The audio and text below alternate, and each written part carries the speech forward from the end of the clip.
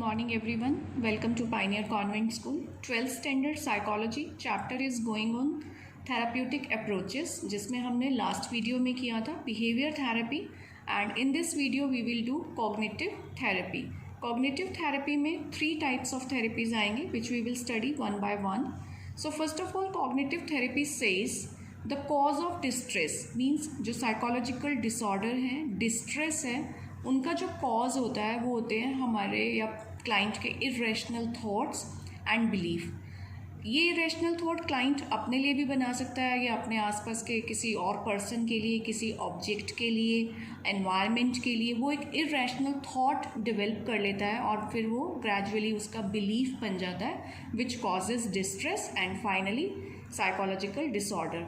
तो ये जो थेरेपी थी this was given by Albert Ellis and Albert Ellis ने फॉर्मुलेट किया एक थेरेपी को, the name is rational emotive therapy, इसको शॉर्ट में आप RET कह सकते हैं। इस थेरेपी में ABC एनालिसिस होता है। ABC analysis means A for antecedent, B for belief and C for consequence. Means जो साइकोथेरेपिस्ट होता है वो इन 3 चीज़ों को चेक करता है। First of all antecedent. Antecedent क्या होता है, हमने बिहेवियर थेरेपी में भी स्टडी किया था कि जो फॉल्टी बिहेवियर है उससे जस्ट बिफोर ऐसी क्या इवेंट्स हुई, ऐसा क्या एक्शन हुआ क्लाइंट की लाइफ में, उसको एंटीसीडेंट कहा जाता है। और फिर उन इवेंट की वजह से जो बिलीफ डेवलप हो गया उस बिलीफ को स्टडी किया जाता है। फिर उस नेगेटिव बिलीफ का क्लाइंट के ऊपर, क्लाइंट की डेली लाइफ में, क्लाइंट की पर्सनालिटी में, क्लाइंट के थॉट प्रोसेस में क्या उसका इफ़ेक्ट हो रहा है उसको स्टडी किया जाता है एंड ग्रेजुअली जो इरेशनल थॉट्स हैं उसको रेशनल थॉट्स के साथ रिप्लेस किया जाता है। इसलिए इसको रेशनल इमोटिव थेरेपी कहा जाता है क्योंकि इमोशंस को चेंज कर दिया जाता है इसमें। सो फर्स्ट ऑफ ऑल क्या प्रोसेस रहेगा, इसकी फंक्शनिंग कैसे होगी। एंटीसीडेंट इवेंट्स आर नोटिस्ड कि क्लाइंट की लाइफ में उस बिहेवियर से पहले के जो इवेंट्स हैं उनको नोट किया जाता है। देन क्लाइंट इज़ इंटरव्यूड, फिर क्लाइंट को इंटरव्यू करते हैं साइकोथेरेपिस्ट फॉर इरेशनल बिलीफ कि वो जो उसके माइंड में इरेशनल बिलीफ है उसको अंडरस्टैंड करने के लिए कि कैसा बिलीफ है और कितना स्ट्रॉन्ग है, कितना डेप्थ है। तो इसको कैसे चेक किया जाता है, इंटरव्यू में कुछ क्वेश्चंस पुट किए जाते हैं by the help of questionnaire. Means उनको एक रिटन क्वेश्चनेयर दे दिया जाता है जिसमें वो अपने आंसर्स फिल करते हैं, या फिर डायरेक्ट इंटरव्यू मेथड होता है। इनमें जो क्वेश्चंस होते हैं those are non directive, means directly जो प्रॉब्लम है क्लाइंट की उसी से रिलेटेड क्वेश्चंस नहीं पुट किए जाते, उसके बिल्कुल ऑपोजिट क्वेश्चन पुट किए जाते हैं। फॉर एग्जांपल अगर क्लाइंट को लगता है कि मैं सक्सेसफुल नहीं हो सकता हूँ, मेरे अंदर बहुत सारी प्रॉब्लम है, I am a misfit in this society, या सक्सेस मुझे कभी मिल ही नहीं सकती है, तो क्लाइंट से ये नहीं पूछा जाएगा कि आप कितनी बार फेल हुए। ये तो डायरेक्ट क्वेश्चन हो गया और इससे क्लाइंट और ज़्यादा डीमोटिवेटेड हो जाएगा। तो उनसे ऐसे क्वेश्चन पुट किए जाते हैं कि आपके लिए what is the meaning of success, आपके लिए सक्सेस का क्या मीनिंग है, और एक पर्सन को सक्सेस होने के लिए कौन कौन से वेज अडॉप्ट करने चाहिए, और आप अपनी लाइफ में आपकी जो सिचुएशन है ये कितनी बार आपके पास आई है। तो इस टाइप के क्वेश्चन होते हैं। मीन्स जो क्लाइंट है उससे नेगेटिव क्वेश्चनिंग नहीं की जाती, उससे पॉजिटिव क्वेश्चनिंग की जाती है। फिर क्लाइंट से ये क्वेश्चनिंग की जाती है कि आपने कभी ये वाले मेथड्स अडॉप्ट किए, तो अभी तक क्लाइंट के माइंड में वो मेथड्स कभी आए नहीं क्योंकि वो तो नेगेटिव थिंकिंग में ही चल रहा था। तो क्लाइंट्स जब उन मेथड के बारे में रिप्लाई करने से पहले सोचता है कि मैंने ये मेथड अप्लाई किया, मैंने ये मेथड अप्लाई किया या नहीं किया, तो उसको एक सडन इंसाइट मिलता है कि यस, अगर मैं इन मेथड्स को अडॉप्ट करता तो शायद मैं सक्सेसफुल हो जाता। अब इसमें क्या हुआ कि क्लाइंट जो बिल्कुल नेगेटिव डायरेक्शन में था उसको धीरे धीरे पॉजिटिव डायरेक्शन में लाया जा रहा है कि आप इन मेथड्स पे वर्क कर सकते हैं। अगर आप करते तो आपकी लाइफ में कुछ और रिजल्ट्स होते, या फिर अगर अब आप इन फ्यूचर करेंगे तो आपके जो रिजल्ट्स हैं वो चेंज हो सकते हैं। आफ्टर दैट जब क्लाइंट का इंटरव्यू हो गया, उसके इरेशनल बिलीफ स्टडी हो गए, लास्ट में कॉन्सिक्वेंस को एनालाइज किया जाता है कि क्लाइंट के ऊपर इस इरेशनल बिलीफ का क्या रिजल्ट पड़ रहा था। मीन्स क्या नेगेटिविटी उसके माइंड में सेटल हो रही थी और उसकी लाइफ कैसे अफेक्ट हो रही थी। और जब इंटरव्यू हो जाता है, जब क्लाइंट का जो मोटिवेशन इंक्रीज हो जाता है, वो नेगेटिव डायरेक्शन से पॉजिटिव पर्सपेक्टिव में सोचने लगता है, तो वो उसका बिल्कुल अपोजिट हो जाता है जो उसका ऑलरेडी बिलीफ था। तो ये चेंज आता है उसके अंदर, मीन्स इरेशनल थॉट को इस थेरेपी से रैशनल थॉट में चेंज कर दिया जाता है। After this second cognitive therapy और theory was given by Aaron bake.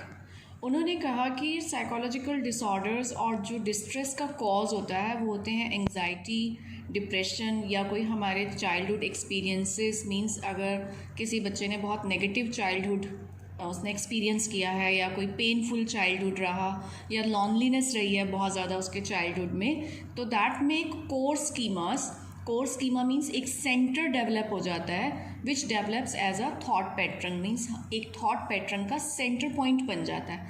Suppose कोई पेरेंट्स हैं, they are very busy in their business और इन देयर जॉब्स, तो कई बार एक बच्चे को लगता है कि मेरे पेरेंट्स मेरे साथ टाइम स्पेंड नहीं कर रहे हैं, माई parents don't like me, because जो छोटा बच्चा है वो रैशनली सोच नहीं पाता है कि जो भी वो अर्निंग कर रहे हैं वो उसी के लिए कर रहे हैं, उसके फ्यूचर के लिए, उसके बेटरमेंट के लिए, वो पॉजिटिव डायरेक्शन में नहीं सोच पाता। तो एक नेगेटिव थॉट सेंटर बन गया उसके माइंड में कि my parents don't like me and I am an unwanted child. Now what happens कि जो ये थॉट्स होते हैं जिसे हम कहते हैं कॉग्निटिव डिस्टॉर्शन, कि मीन्स कॉग्निटिव क्या होता है, जो हमारी अंडरस्टैंडिंग होती है, जो लर्निंग होती है, वो डिस्टॉर्ट हो जाती है, जिसे हम कहते हैं डिसफंक्शनल कॉग्निटिव स्ट्रक्चर। मीन्स जो कॉग्निटिव स्ट्रक्चर था, जो लर्निंग स्ट्रक्चर था, जो अंडरस्टैंडिंग स्ट्रक्चर था, वो डिसफंक्शनल हो गया। तो अंडरस्टैंडिंग यहाँ पे रॉन्ग हो गई।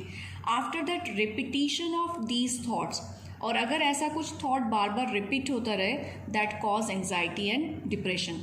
अभी बच्चे के माइंड में क्या थॉट सेट हुआ था कि I am an unwanted child. Suppose वो स्कूल गया और उस दिन किसी बात पे टीचर ने भी उसको डांट दिया, which is a very normal activity. हम में से सभी को अपनी लाइफ में, स्कूल लाइफ में कभी ना कभी डांट पड़ती रहती है, that is very much normal. लेकिन उस बच्चे को लगा कि मॉर्निंग में जो उसके माइंड में थॉट आया था कि आई एम एन अनवांटेड, तो टीचर की डांट ने उसके उस थॉट को और ज़्यादा स्ट्रेंथन कर दिया कि रियली नोबडी लाइक्स मी। तो जब ऐसे थॉट्स रिपीट होते रहते हैं तो उनसे एंग्जाइटी और डिप्रेशन बढ़ जाता है।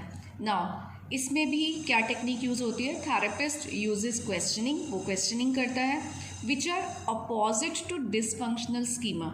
जो वो डिसफंक्शनल है, जो नेगेटिविटी है बच्चे के माइंड में, उससे बिल्कुल ऑपोजिट क्वेश्चंस करते हैं। फॉर एग्जांपल उनसे ये नहीं पूछा जाएगा कि why doesn't anybody like you, उनसे ये पूछा जाएगा कि why should everybody like you, कि आपको क्यों पसंद करें, what is good in you.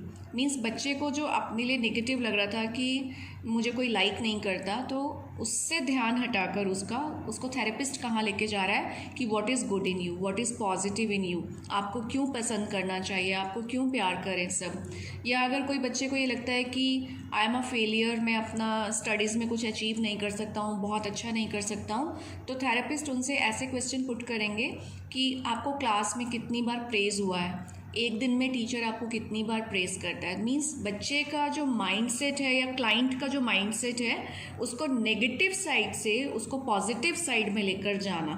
ठीक है, तो उसमें क्या होता है कि therapist tries to restructure the cognitive sense, कि जो उसका कॉग्निटिव डिसफंक्शन हो गया उसको रीस्ट्रक्चर किया जाए, नया बना के दिया जाए।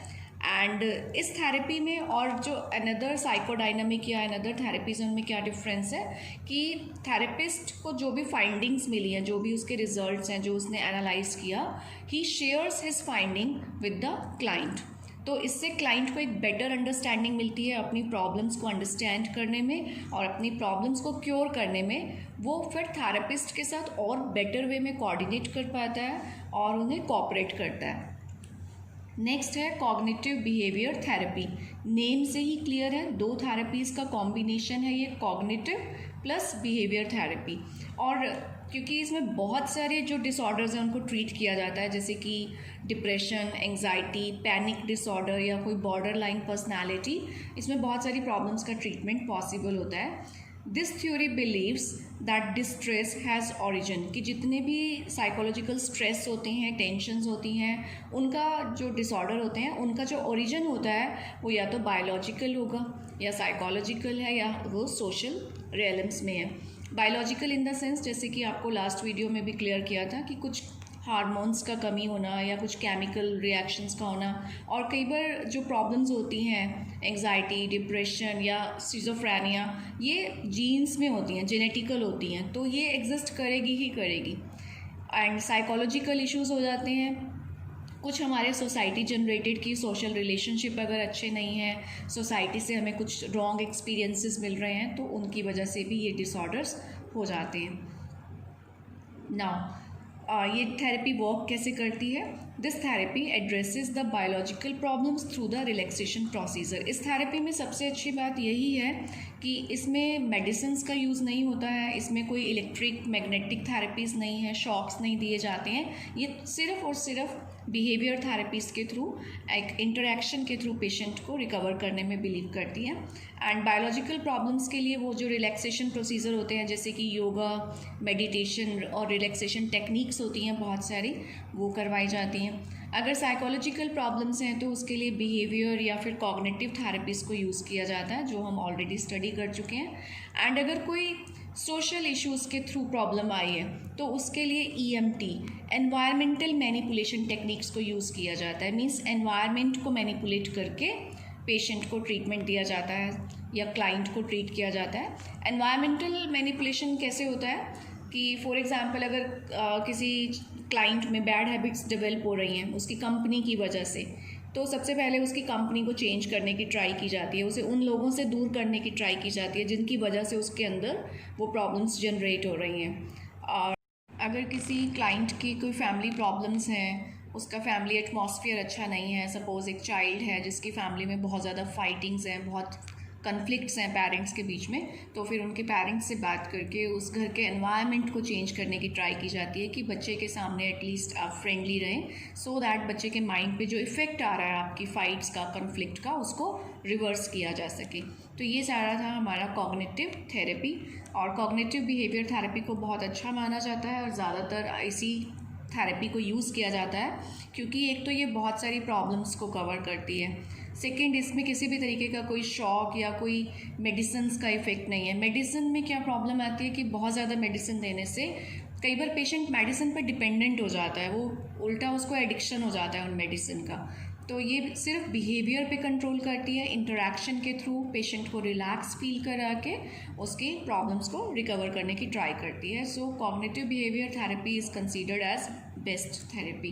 So we have done this cognitive therapy in detail now, and in the next video we will be studying humanistic existential therapy. Till then, have a good day.